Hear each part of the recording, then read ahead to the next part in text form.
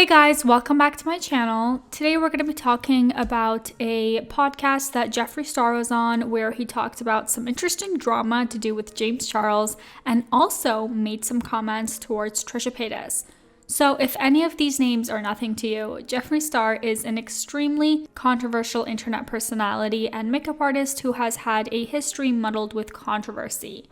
On the podcast with Bunnie XO, they first unpacked Jeffree's trauma with his mental health and his difficult upbringing. They discussed his father's alcoholism and how he used to self-harm. His mom was not really there for him as a person either. At the age of 17, he moved out of his house, spending time in clubs and having experiences around older people constantly. If you didn't know, Jeffree was the king of MySpace when he was an escort. He used to be all over the West Coast making tons of money from sleeping with closeted men, as well as making his music and posting it online. Now, during that time, the internet was a very different place, and they would post things that humor wouldn't really fly today. He posted things with blackface, saying the N-word, collaborating with Shane Dawson to release a makeup line, using the late Anna Nicole Smiths name in his makeup line and getting sued by her estate, his alleged manipulation of Tati Westbrook that led to the Bye Sister video, or his multiple SA allegations. Let's just say Jeffree is no stranger to controversy. Next, he talks about his hustle, having to sell merch and do escorting while supporting his job. He talks about his tour, selling his merch, and then he was ready to start his line. Apparently, Akon was supposed to be his investor, but then he gets to the actual tea. So first off, they talked about Trisha Paytas before they even mentioned James. So quick recap on the Trisha, Jeffree and Hair by Jay drama. Trisha, Jeffree, Shane, Ryland and Jay, their hairstylist, all went off to a Vegas trip. This was during the time that Trisha was seen as highly problematic on the internet, but Shane and Trisha were like besties at the time, so this wasn't a huge surprise.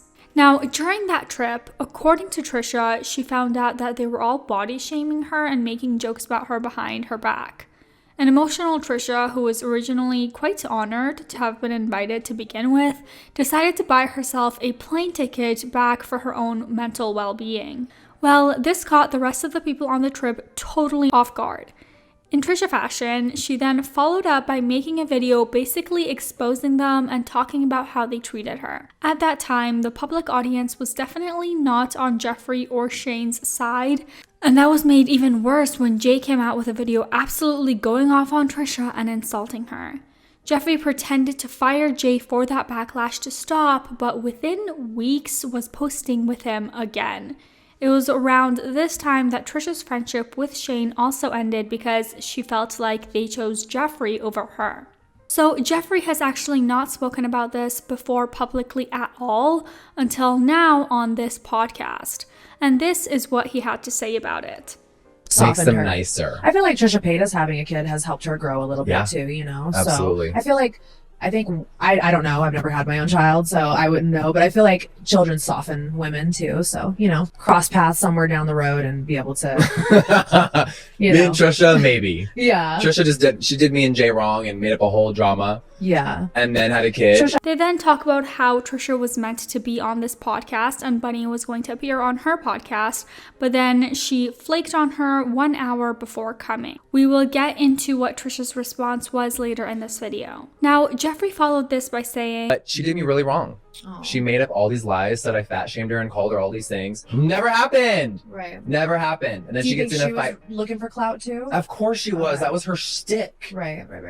And it was at a time where people wanted to hate me and Shane Dawson. Right. So she picks a huge fight with my hairdresser, Jay, right here, and it just turned into a bloodbath. He told her off in the fucking funniest way, and they all tried to turn on us like we were the devil. I'm like, I literally just flew her to Vegas. We're front row at Mariah Carey. The internet starts turning on me and Shane during the pandemic. She flips and makes up a whole story. She hurt me deeply. It was hurtful, and she knows it was. Oh, I hate that. I never knew any of that. I'd stay out of the drama. And then we never spoke again. He then says that she turned against him for clout, she played him, and he said that it was a one-sided beef.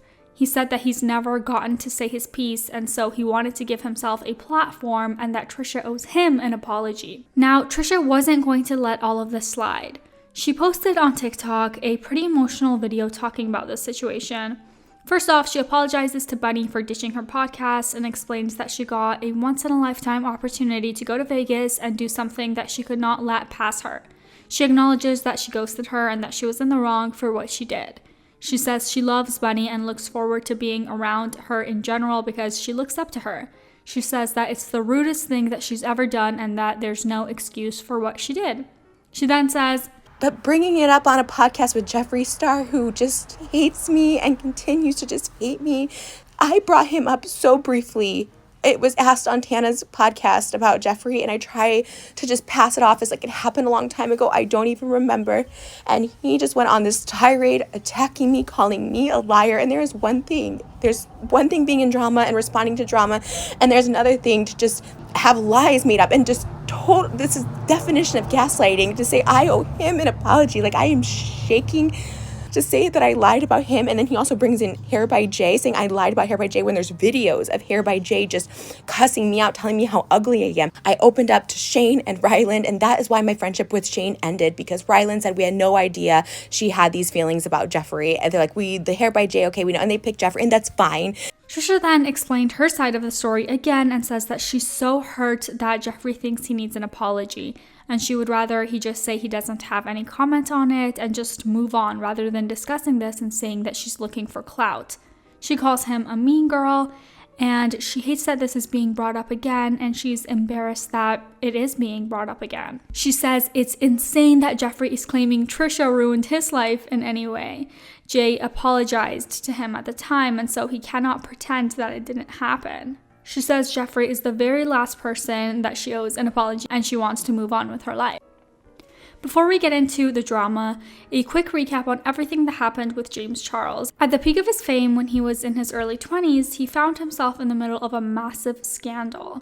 James was texting underage boys and exchanging sexual messages with them, and this isn't alleged, by the way. He admitted it himself.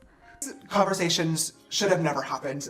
In both of these situations, doing research into these people's public social media profiles would have revealed their true ages, and therefore these conversations would have never happened in the first place, but I didn't do the research, and that is what is so embarrassing. As an adult, it is my job and my responsibility to verify who I'm talking to, and therefore there is no one to blame for this other than myself.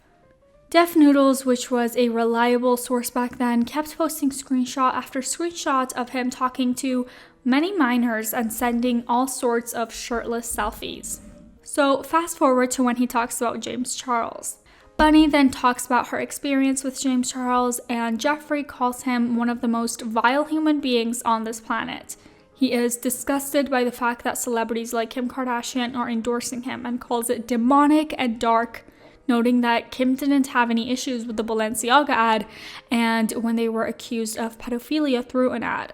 Might I add on that although Kim didn't immediately talk about the Balenciaga ad, she then completely denounced child pornography as a whole, but this was much later than people wanted her to have spoken about it. But back to Jeffree, he says that they, and I assume that he's talking about celebrities as a whole, pushed him out of LA. Although this happened over 2 years ago, he said what James did was 10 times worse than what Trisha did to him, and he believes the universe is going to deal with him. He will not do anything about it, and it will come back around to haunt him. But anyway, guys, that is it for the tea for now. Honestly, I'm shocked that James even has a platform to begin with after everything he's done. What do you guys think about the whole Jeffree and Trisha situation? As always, feel free to leave this video a thumbs up and subscribe to this channel. Hit that notification bell so you don't miss out on any new tea spills from us. And for now, here's some well-deserved eye bleach.